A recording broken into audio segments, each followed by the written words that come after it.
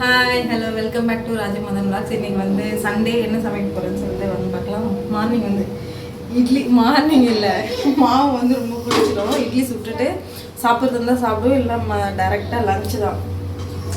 தண்ணி வச்சுருக்கேன் இட்லி ஊற்றி வைக்க. இது என்னைக்கு இதில் சம்பவம் பண்ண போகுதுன்னு தெரிலங்க.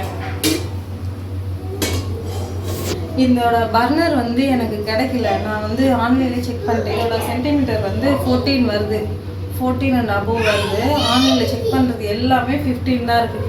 எனக்கு அந்த 14ல் கிடைக்கல. நான் இங்கே பக்கத்து ஷாப்பில் வாங்கிட்டு வந்ததும் வந்து செட் ஆகும். இது என்ன பிராண்ட் இது? விடியம். இது நீங்கள் இந்த பிராண்ட் யூஸ் பண்ணுறீங்கன்னா கமெண்ட்டில் சொல்லுங்கள். இதுவுமே போக போகுது. இதுவுமே உடையிற ஸ்டேஜில் தான் இருக்குது. உங்களுக்கு இந்த மாதிரி ரஸ்ட்டாக இருக்கான்னு சொல்லுங்கள். இல்லை இந்த பிராண்டு பிரச்சனையே இல்லை நான் பிரச்சனையானு எனக்கு தெரில. நான் க்ளீன் பண்ணதில் எதுனா போகலான்னு தெரில. இது ரஸ்ட்டாக இருக்குது. இந்த உப்பு தண்ணி பிரச்சனைனா அப்படின்னாலுமே எங்கள் வீட்டில் பழைய மாடல் இருக்குல்ல, சிலிண்டர், பழைய ஸ்டவ் இருக்குல்ல, பழைய கேஸ் ஸ்டவ். ஆமாம், அது வந்து இன்னுமே நல்லா தான் இருக்குது. எங்கள் வீட்லேயும் அப்படி தான். இதுக்கப்புறம் எங்கள் தாத்தா பாட்டி வீட்டில் எனக்கு விவரம் தெரிஞ்சதுலேருந்து ஒரு 25 இயர்ஸ் இருக்கும். இது இப்போ வரைக்கும் அது நல்லா தான் இருக்குது. இது ஏன் இப்படி இருக்குன்னு தெரியல. இது வந்து ஆல்மோஸ்ட் 6 இயர்ஸ் ஆகுதா? ஆமாம், 6 இயர்ஸ் ஆகுது. ஃபுல்லாக ரஸ்ட்டு மொத்தமாக போயிடுச்சு. என்ன இஷ்யூன்னு தெரில. வாங்கிட்டு வந்து பார்த்தா அதுவும் ஃப்ளாப்பு. ஆன்லைனில் செக் பண்ணி பார்த்துட்டேன். அதிலே வச்சு ஓட்டிகிட்ருக்கேன். இட்லிக்கு வந்து இன்னைக்கு ஊற வைக்கலாம். மாவு இதுதான் இருக்குது. இன்னைக்கு வந்து நான்வெஜ் எதுவும் செய்யலை. இவங்க வந்து வெளியில் ஃபங்க்ஷனுக்கு கிளம்புறாங்க. ஆள் இருந்தாலே மிச்சமாகி எடுத்து கொள்கிற ஸ்டேஜ் தான் போகணும். ஸோ அதனால் மட்டும் செய்வாங்க. என்னடா ஓகே. இந்த சளி பிரச்சனை பெரிய பிரச்சனையாக இருக்குது எல்லாருக்கும். இந்த வின்டர் சீசனில் தானே கோல்டு வரும். கிளைமேட் டக்குன்னு சேஞ்ச் ஆச்சு, எல்லாருக்குமே கோல்டு. எனக்கு தான் ஓரளவுக்கு இல்லாமல் இருக்குது. ஆனால் எப்போ வரும்னு தெரில. பயங்கர கோல்டு 2 வீக்ஸாக இருக்குது. மெடிசன் கொடுத்துட்டு தான் இருக்கு. என்னம்மா? நீங்கள் வந்து பட்டாணி எடுத்து வச்சுருங்க. பட்டாணியும் கேரட்டும் போட்டு பொரியல் பண்ணிடலாம் அப்படின்ட்டு. அது இருந்துச்சுன்னா நைட்டுக்கும் வச்சுக்கலாம் அப்படின்னு. அது குடம்புல கூடாது, இல்லை வேஸ்ட்டாக போயிடும். அது நிறைய இருக்குது. முட்டை செய்யக்கூடாது, முட்டை பொரியல் பண்ணிடுறேன். கிச்சன் வந்து தரணும் கொடூரமாக இருக்குது. எனக்கு இங்கே வந்து க்ளீனாக இல்லைன்னா செய்யவே பிடிக்க மாட்டேங்குது. சரின்னு சொல்லிட்டு ஃப்ரண்ட்டில் மட்டும் க்ளீன் பண்ணிடுங்க. பேக்கெல்லாம் தரணும் கொடூரமாக இருக்குது.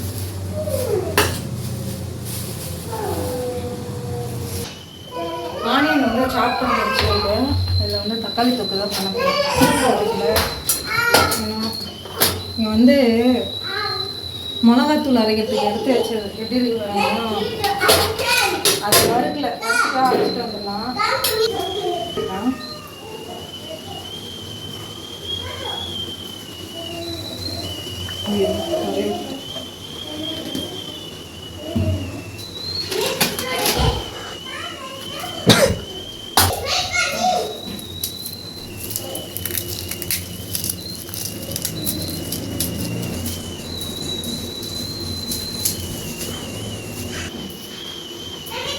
அது காயிற இடத்துல பூண்டு வச்சுக்கலாம்.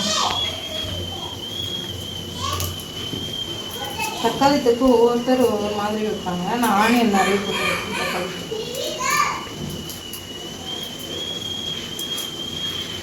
அப்போ அது ஆனியன் தொக்கு தானே? ஆனால் நாங்கள் தக்காளி தொக்கு தான் சொல்லுவோம்.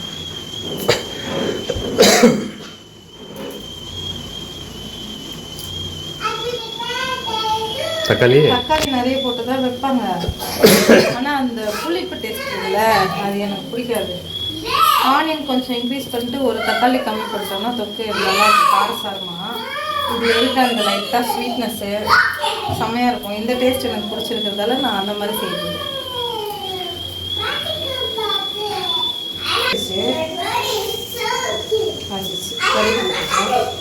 சீரகம் இந்த கொட்டணுமா தெரில, செக் பண்ணுவாங்க இருக்கான்னு சொல்லிட்டு.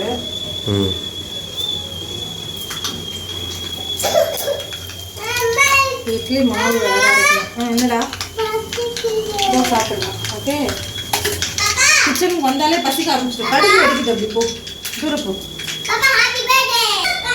வெங்காயம் போட்டுக்கலாம். கொஞ்சம் வெங்காயம் அந்த பட்டாணி போட்டு கொஞ்சமாக இருந்தால் போதும்.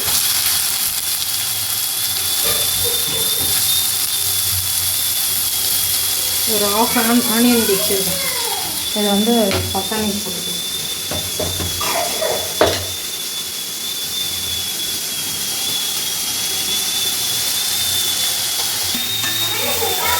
வெங்காயம் வதங்கும்போது தக்காளி கட் பண்ணிக்கலாம். கட் பண்ணிக்கலாம். அதில் போடுறியா? கட் பண்ணி போடுறேன்.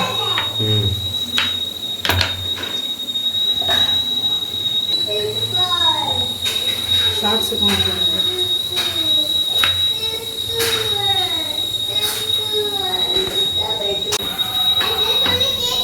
வதங்கிடுச்சு. இந்த அளவுக்கு வதங்கினா நம்ம இதுக்கும் முன்னாடி சேர்த்து நான் கொஞ்சம் ஓவராக வதங்கிட்டேன். இந்த கண்ணாடி பதத்துக்கு சொல்லுவாங்கள்ல, அந்த மாதிரி வந்ததுமே தக்காளி சேர்த்துட்டா உங்களுக்கு தக்காளி சாப்பிடுறது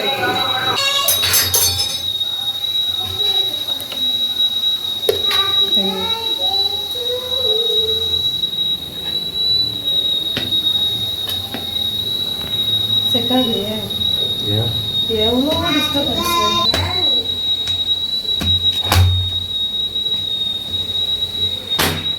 லாக் பண்ணியா? போதும்.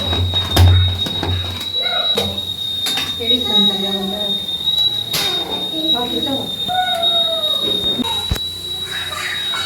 உப்பு போட்டுக்கலாம்.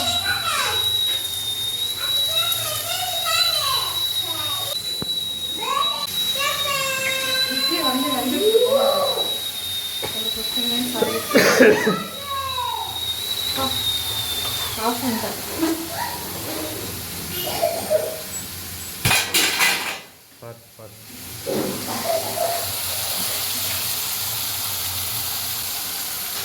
இட்லி வந்து வந்துச்சு.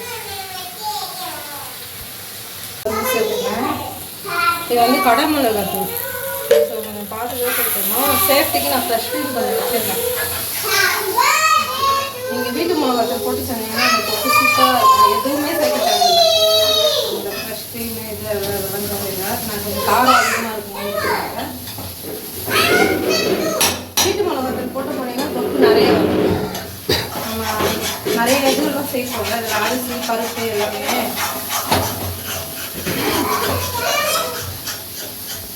அதெல்லாம் தண்ணி ஊற்றிக்கலாம்.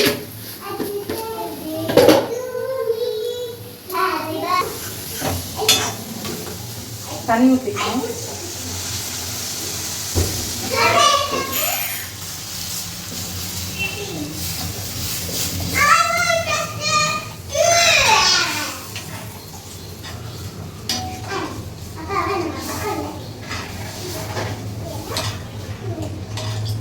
கருவேப்பிலை சேர்த்துக்கணும்.